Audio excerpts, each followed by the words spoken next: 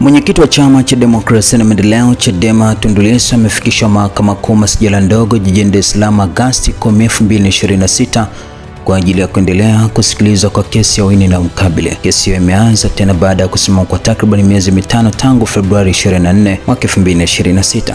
Lakini Lissu anakabiliwa na shtaka moja la uhaini chini ya kifungu 39 kifungu kidogo cha pili cha sheria ya kanuni ya adhabu, aliohusishwa na kauli alizitoa kuhusu kusudio la kuzuia kufanyika kwa uchaguzi mkuu wa mwaka 2025. Kesi hiyo inasikilizwa kwa mfululizo kuanzia leo hadi Septemba 7, 2026 chini ya jopo la majaji watatu likiongozwa na Jaji Dastan Ndunguru. Vikao vya maandalizi ya uendeshaji wa kesi hiyo vilifanyika Agosti 5, 2026 vikihusisha mahakama, upande wa jamhuri, mshtakiwa Tundu Lissu pamoja na mawakili wake.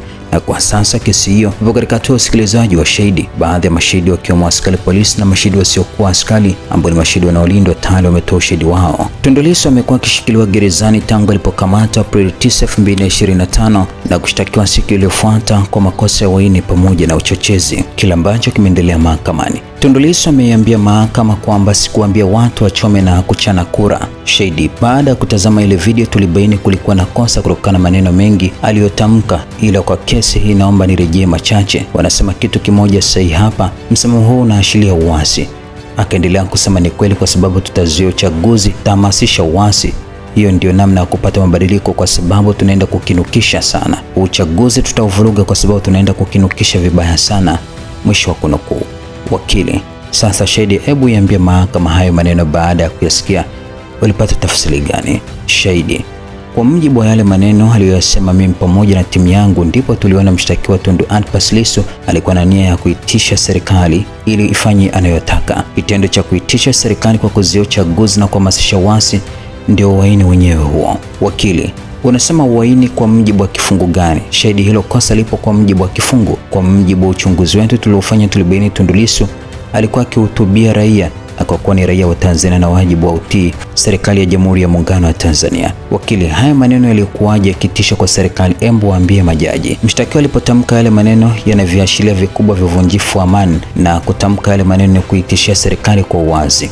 Wakili: alafu shahidi alidhihirisha serikali nia yake ya kuchapisha maneno hayo kwenye mtandao wa YouTube wa Jambo TV. Wakili: kingine mlichokiona cha kuigusa serikali ambayo ni wajibu wake kulinda amani? Shahidi: uchaguzi uliozungumzia ni uchaguzi wa bunge, madiwani na rais, na uchaguzi upo kwa mujibu wa katiba. Wakili: waambie majaji ni nani mwenye jukumu la kulinda nchi?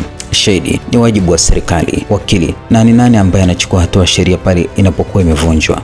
Shahidi: ni serikali. Wakili: unapotishia kuvunja amani, nani anaathirika? Shahidi: anayeathirika unapotishia kuvuruga uchaguzi ni ule muhimili mmoja wa serikali ambao ndio una jukumu la kusimamia na kutekeleza sheria ndani ya nchi. Wakili: tuambie kama uliwahi kufanya uchunguzi juu ya haya maneno, ulifahamu uchaguzi ungevurugwa vipi? Shahidi: katika upelelezi wetu tuliofanya, haya maneno ya kukinukisha yalilenga kufanyika kwa matendo ambayo yangezuia uchaguzi usifanyike. Lissu anazungumza: heshima majaji, ninapinga aina hii ya ushahidi. Mimi ni mshtakiwa wa uhaini, sikuambia watu wachome na kuchana kura. Haya maneno wanaopoteza na wanaleta kwenye mlango wa nyuma na sikubaliana nao. Majaji wanajadili kidogo, minong'ono pia mahakamani inaendelea. Wakili: waheshimiwa majaji, ushahidi unapimwa na mahakama na hauzuii kusema huyu ni mpelelezi. Sasa anazuiwa vipi ili asema alichokibaini? Na huu sio ushahidi mpya. Mashahidi wengine walisema pia uchaguzi ungezuiwa vipi. Kumzuia kusema sio sawa, na mahakama hii nina imani inatenda haki.